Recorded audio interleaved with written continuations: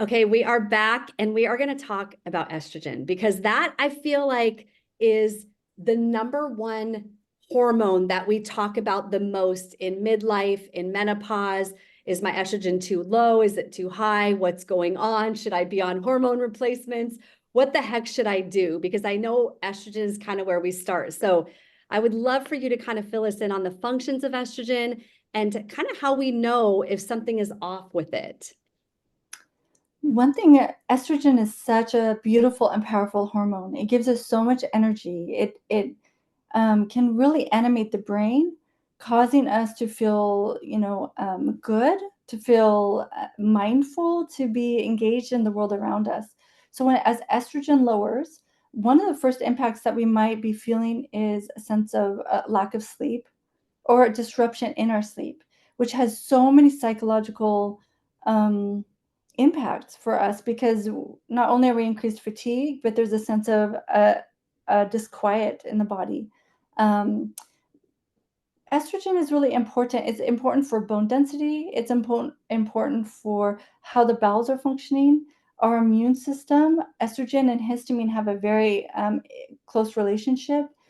Estrogen also has an insulin impact in the body. So you could say that estrogen, in many ways, while we're rich in estrogen, it can be impacting and supporting multiple systems of the body.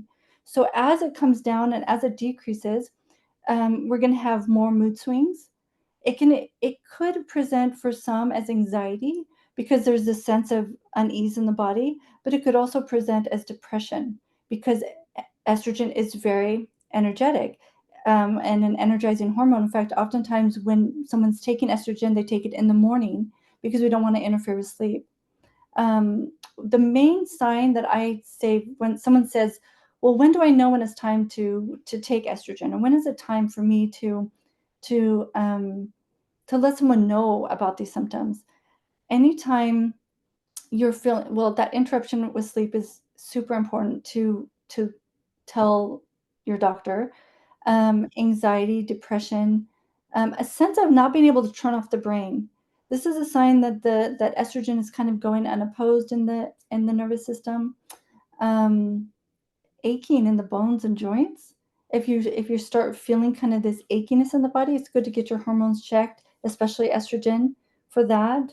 So it has so many impacts. It's hard to just nail it down to just this. And everyone's so different and how they operate. So And how they operate. Okay, so assuming that your estrogen is off, there's a lot of controversy about like hormone replacement therapy. Like we should take like too much estrogen is bad. We don't want to take too much, but if we don't have enough, we have all those symptoms that you name. Those are none of the things that any of us want to feel where we're achy and we're in a bad mood and we're depressed and we're not sleeping well. Like, but then they're saying if you take like hormone replacement therapy, which ones do you think are safe and which ones do you recommend for that? So if you're interested in replacing hormone therapy, and I am a proponent of bioidentical hormone replacement, which means that it's coming from the yam, it's coming from a root or a starch, and it is being altered to look chemically or identical to our own hormone, so our body perceives it as our own estrogen. Um, but when you're looking at going into that and where to travel into that world, again, I use labs as a huge indicator to see which kind of estrogen is appropriate for you. In Mhm. other words, most doctors will prescribe estradiol, which is the most potent estrogen. It's a very it's the estrogen we think of for soft hair, soft skin. It tightens the ligaments and the tendons. It decreases risk of urinary incontinence and these kind of things. That's estradiol. And then estriol is also a very popular estrogen that's prescribed for its anti-inflammatory, it's supportive against cancer, so it's has some, we believe, some cancer protective qualities. Um, but when you say like who and how much, that's got to be done individually with labs. It can be applied as a cream. It can be put in the body as a orally, which I don't recommend oral because then it goes through the digestive tract. And it's important when you put it on as a cream.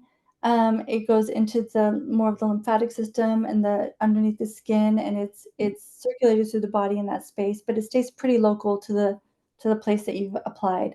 And so, did I hope I answered your Yeah, question. no, you absolutely did. And I think, every time I talk to you, and I've personally worked with you. And so, I know both of my estrogen levels, they're very different because of the situation that I have going on in my body with low iron. And we could go on and on about that, but we won't, simply because for this video, we want to be just really short and sweet with our information. But I would say that we can't stress enough that when you started, if all those symptoms that you listed, if you are feeling those, if you're over 35, go get your labs done. And I just think there's such a difference between the labs that you get through Western medicine versus functional labs, where they go really deep and they really figure out that puzzle for you.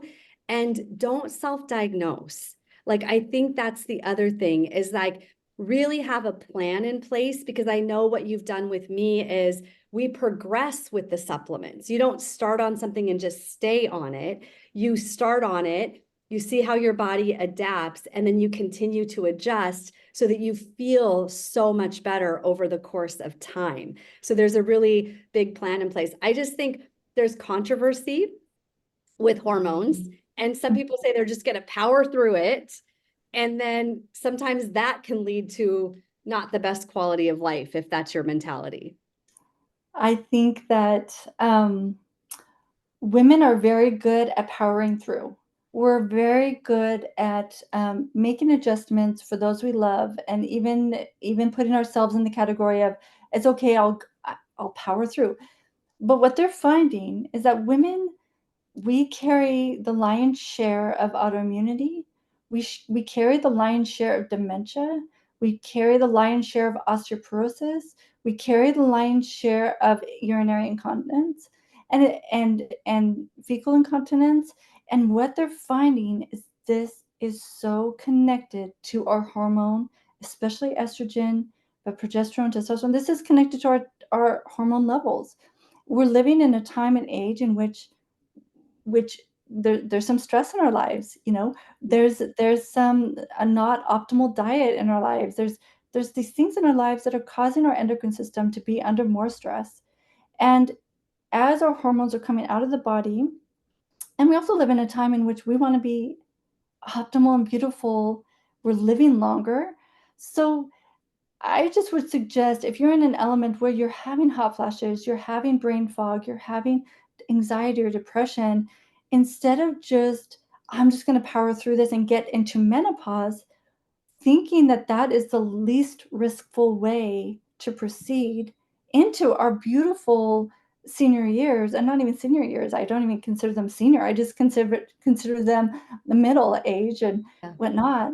But it's not without its own risk. So a lot of women, I say, what is the risk of not addressing your hormones? And remember, it doesn't have to be even bioidentical hormones.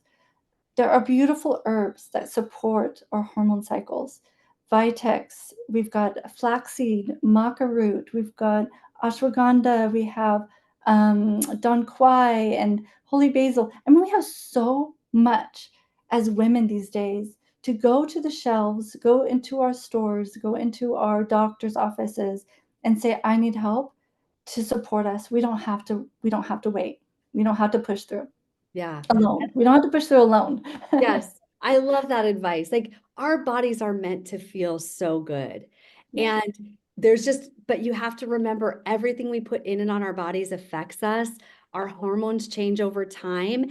And so I think this is a huge part of self-care, because I truly believe that, do you want to pay to be healthy, or do you want to pay to be sick? Because you're going to pay for one or the other. And so I choose to pay to be healthy and be proactive, to get those labs done and to get on those supplements to balance things out in your body so that you get to show up in midlife as your best self. And I heard this once, where people feel like as you age, your light kind of dims. You don't need to have that happen. There is a reason why you're feeling the way you are, and there are solutions. And the sooner you go in and kind of, talk to someone and figure things out, the easier it's going to be to probably solve that versus if you wait for a really long time, and just kind of power through. So I love this. This has been great. Thank you so much. Any last thoughts or comments? Just, I love the idea of women feeling empowered to be heard, empowered to be felt, and to just support one another. So yeah, speak out. So good. Thank you so much, Dr. McBride. I appreciate you. You're welcome.